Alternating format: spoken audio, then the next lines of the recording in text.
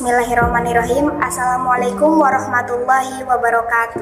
Seperti pada pembukaan di awal, bahwa pada kesempatan kali ini kami dari kelompok 1 akan membahas tentang esensi dan konsep ilmu sosial, budaya, dan kealaman. Nah, pokok pembahasan yang akan kita bahas yang pertama ada pengertian ilmu, yang kedua ada persyaratan ilmu, yang ketiga ada esensi dan konsep ilmu-ilmu sosial, yang keempat ada esensi dan konsep ilmu-ilmu budaya, dan yang terakhir adalah esensi dan konsep ilmu-ilmu kealaman. Baiklah, langsung saja kita pada pembahasan pertama, yaitu pengertian ilmu.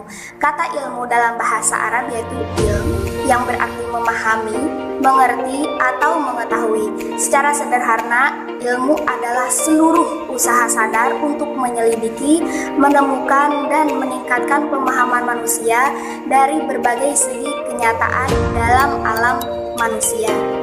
Nah, ilmu itu bukan sekedar pengetahuan, tetapi ilmu merupakan sekumpulan pengetahuan berdasarkan teori-teori yang disepakati dan dapat secara sistematik diuji kebenarannya menggunakan metode-metode tertentu sesuai dengan bidang yang dikaji.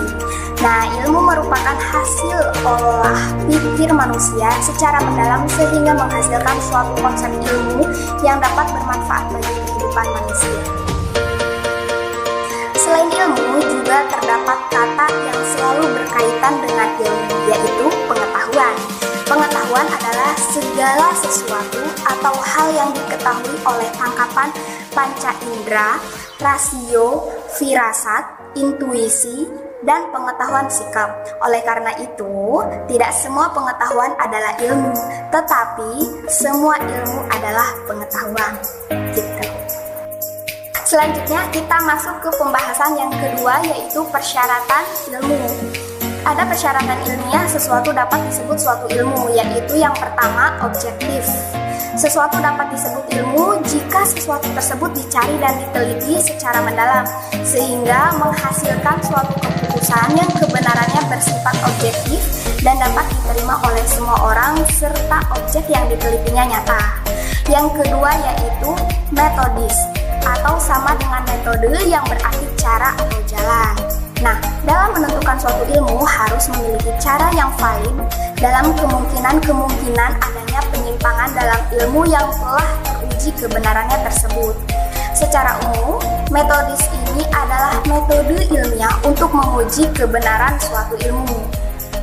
Selanjutnya yang ketiga yaitu suatu ilmu harus bersifat sistematis. Hal ini dimaksudkan agar ilmu tersebut dapat terurai secara teratur dan logis sehingga membentuk suatu sistem yang berarti secara utuh, menyeluruh, terpadu, serta mampu menjelaskan rangkaian sebab akibat yang menyangkut objek ilmu itu sendiri.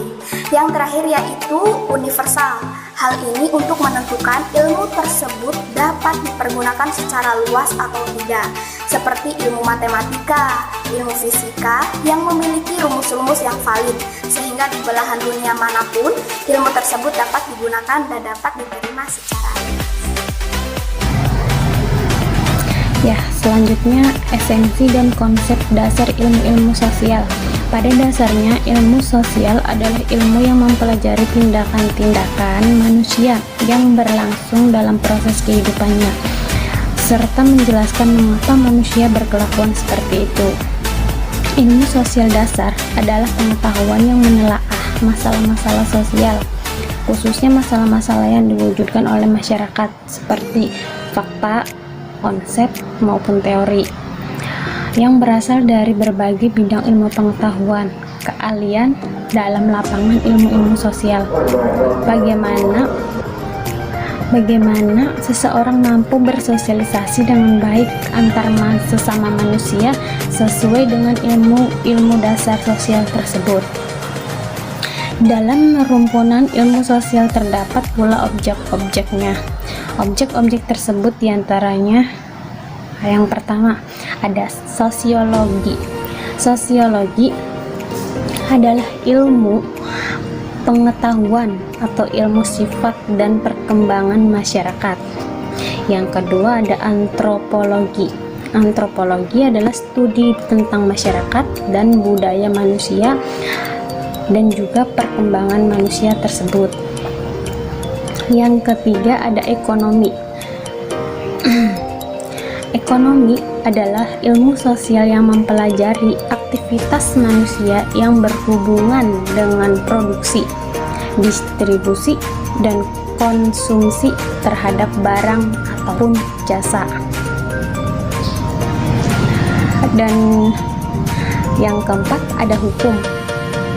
Hukum adalah kumpulan peraturan yang mengatur tingkah laku manusia di dalam masyarakat dan terdapat sanksi bagi para pelanggar.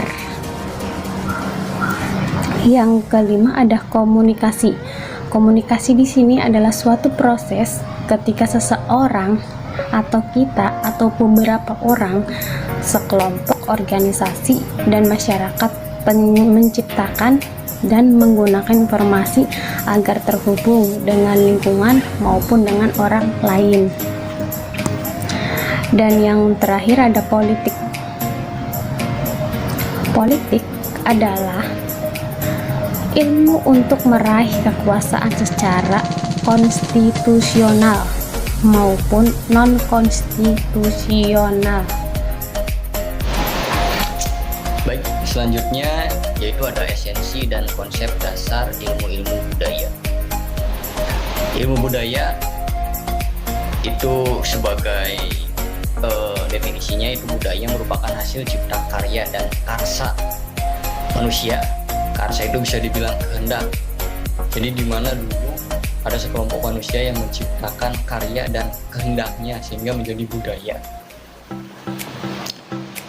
Selanjutnya ada perbedaan antara ilmu budaya dan pengetahuan budaya.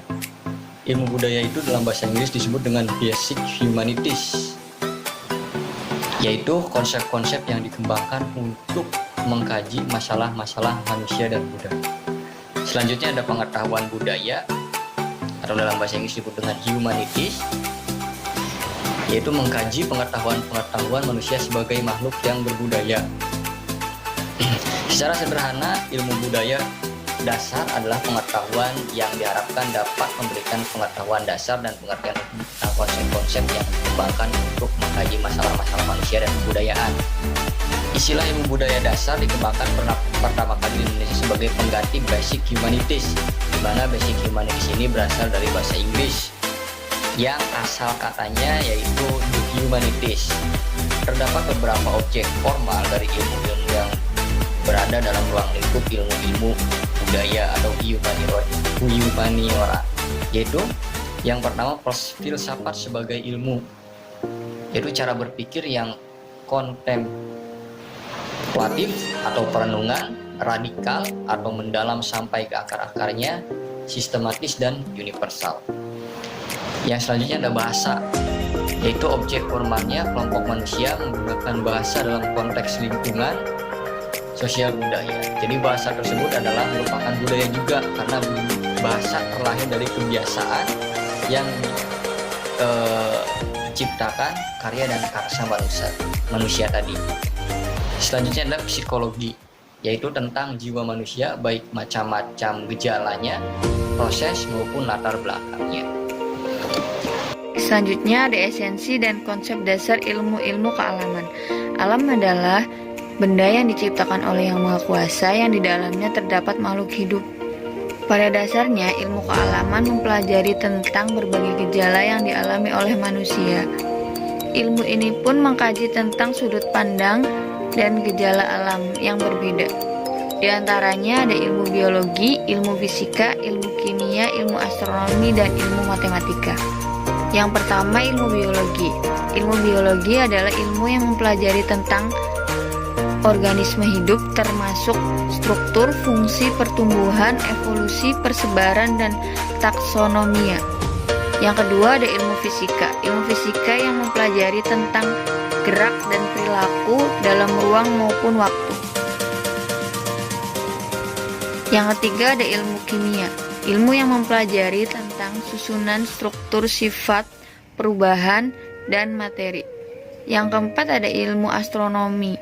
Ilmu astronomi adalah ilmu yang mempelajari tentang benda langit seperti bintang, bulan, planet, komet, nebula, dan galaksi. Yang terakhir ada ilmu matematika, ilmu yang mempelajari tentang besaran